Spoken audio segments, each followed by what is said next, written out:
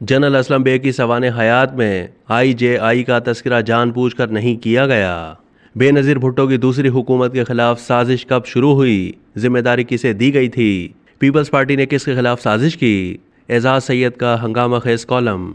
Senior सहाफ़ी और column निगार एजाज सैयद 3 अगस्त 2021 को रोज़ामा जंग में शाया होने वाले अपने कॉलम बाउनवान जनरल साहब माजरत के साथ में लिखते हैं कि इक़्तिदार में रहने वालों का एक बड़ा अलमिया ये होता है कि पहले उन्हें इक़्तिदार हासिल करने और फिर उसके इस्तेहकाम और दवाम के लिए अच्छे बुरे काम करना पड़ते हैं। इस सब के बाद ये फितरी ख्वाहिश भी होती है कि उन्हें अच्छे काम से ही याद रखा जाए। इसी ख्वाहिश की तकमील के लिए सवाने उम्रियाँ लिखी या लिखवाई जाती हैं। इक़्तिदार वालों की सवाने उम्रियाँ उमूमी तौर पर 2 तरह की होती हैं। पहली वो जिनमें खुद को फरिश्ता बनाकर पेश किया जाता है, अपनी गलतियों को दूसरों के सर थोपा जाता है या इसे हालात का जबर करार दिया जाता है। दूसरी किस्म ऐसी किताबों की होती है जिनमें किरदार बेबाकी से अपने माजी में अदा किए गए किरदार का तस्करा और गलतियों का एतराफ़ करते हैं।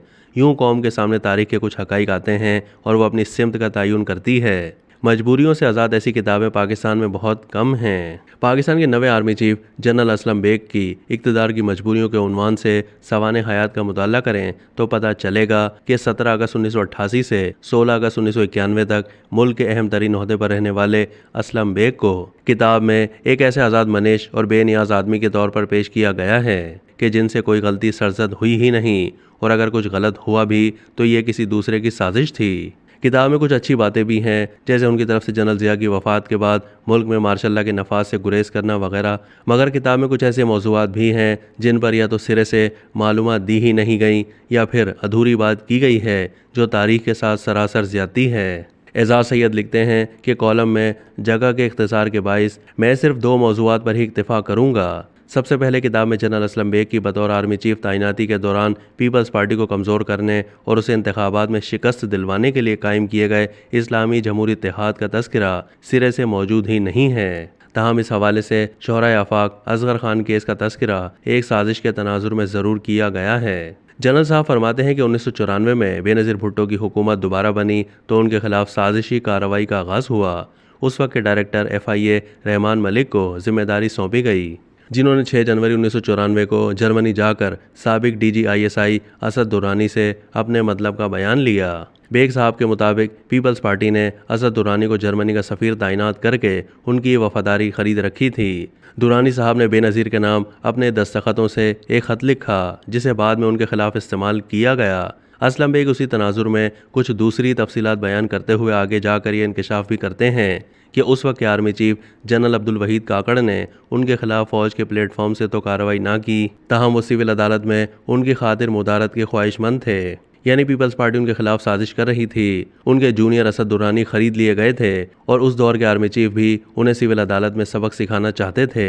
क्या तारीख का कोई अदना तालिब इल्म भी जनरल साहब की ये बातें मानेगा? जनरल असलम बेग की सवाने हयात दरअसल कर्नल अशफाक हुसैन के साबिक जनरल साहब से लिए गए तवील इंटरव्यू पर मबनी है। किताब पढ़ते हुए मुझे ख्याल आया कि मैं अशफाक साहब से रब्ता करके पूछूं कि उन्होंने मियाँ नवाज शरीफ की सरबराही में IJI की तश्कील के बारे में तफसीलात किताब में शामिल क्यों नहीं की। ये वो मामला है जिस पर सुप्रीम कोर्ट असलम बेग को बाकायदा मुजरिम करार दे चुकी है। खुली अदालत में साबिक बैंकर यूनुस हबीब डालिया ने भी जनरल असलम बेग की मौजूदगी में एतराफ़ किया था कि किस तरह उन्होंने जनाब बेग साहब की हिदायत पर कौमी मफाद में पैसों का इंतज़ाम किया, फिर वो रकम मुख्तलिफ सियासतदानों में बांटी गई। अशफाक हुसैन साहब से रब्ता हुआ तो उन्होंने खुले दिल से बताया कि IJI वाली बात उनके जहन में नहीं आई, इसलिए पूछी भी नहीं, लिहाजा ये मामला किताब में शामिल नहीं है। किताब में बेग साहब ने अपने खिलाफ केस को साजिश करार दिया।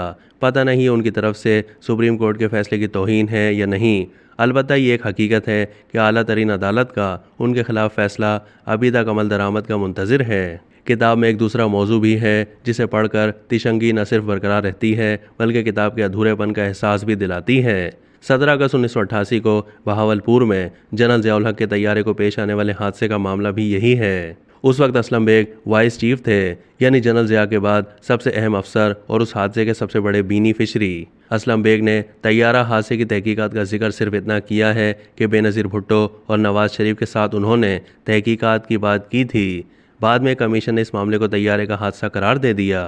बेग साहब ने बिलवास्ता तौर पर कहा है कि तैयारा चूँकि पाकिस्तान एयरफोर्स का था, लिहाजा तहकीकात की असल जिम्मेदारी उन्हीं की बनती थी। हकीकत यह है कि इस हादसे की तहकीकात पाक फ़ौज और उसके खुफिया इदारों ने भी की थी, जिनकी रिपोर्ट्स और दीगर मालूमात से जनरल असलम बेग वाकिफ़ हैं, तहम उनका तस्करा नहीं किया गया। जनरल असलम बेग बतौर आर्मी चीफ इस हादसे के बारे में किताब में दर्ज वाक़यात से कहीं ज़्यादा आगाह रहे हैं, मगर न जाने क्या मामला है कि वो आज भी इस हादसे पर मुकम्मल हक़ाइक़ बयान करने से गुरेज़ा हैं, जिससे किताब अधूरी लगती है।